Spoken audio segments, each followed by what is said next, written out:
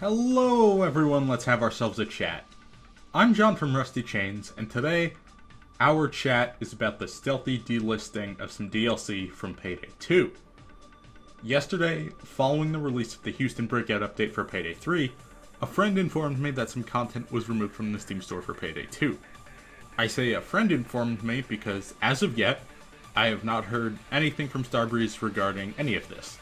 I have no inside info, no NDA stuff about this behind the curtain. I really know nothing aside from the public info. And all I know is that the Point Break Heist DLC, the John Wick Heist DLC, and the John Wick Weapon Pack have all been delisted from Steam.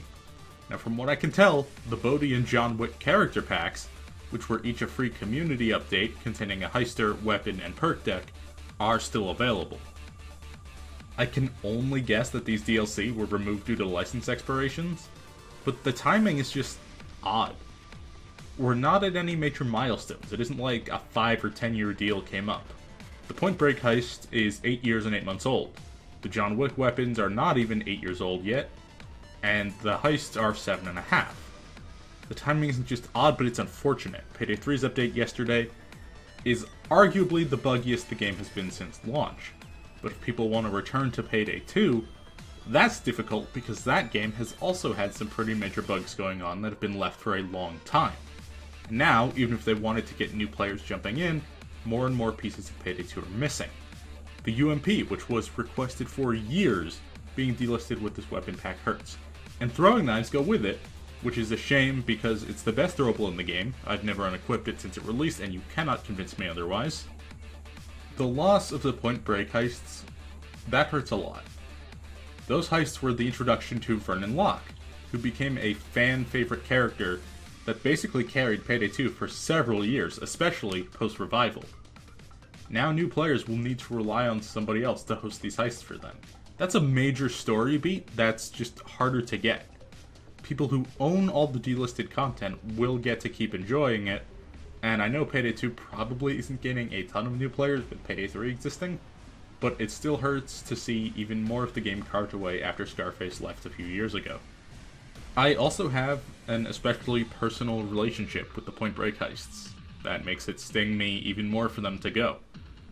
When Rusty Chains first became Starbreeze partners, it was a different program back then called Overkill Approved, back in the early days of 2014 and 15. We were announced as Overkill Approved the same day the Point Break DLC came out. Almir joined our chat and ran DLCs of the giveaway to people as we played, and he just hung out, as well as advertising our stream. We also have a really good relationship with Ian Russell, who plays Locke. He's joined us on stream many times, he made our subscriber sound on Twitch for us, and was kind enough to voice our absolutely 100% real Blue Bridge trailer. That all started with this DLC too. I'm a sentimental person, so it really sucks that this thing so closely tied to Rusty Chains hitting one of our first major goals, as well as meeting a new friend, is just gone, and new people won't get to experience it with that same ease if they come in and join Payday 2 now. The most frustrating thing is there was no warning given. When Scarface was removed from sale, Starbreeze gave a heads up and said, hey, he has to go away, scoop him up now if you want to before then. These DLC had no such pleasantries. I don't know if that was a choice from Starbreeze or just the license holders, or even if they were removed forcibly by the license holders. I just don't know, but it's a major bummer that people didn't get the chance to load up before it disappeared. Starbreeze hasn't even publicly acknowledged they're gone yet, from what I know. With Payday 2 being in the state it's in, and Payday 3 being in the state that that's in, Starbreeze really need a big win right now, and this is just not that. I hope we can get both games back on track from here.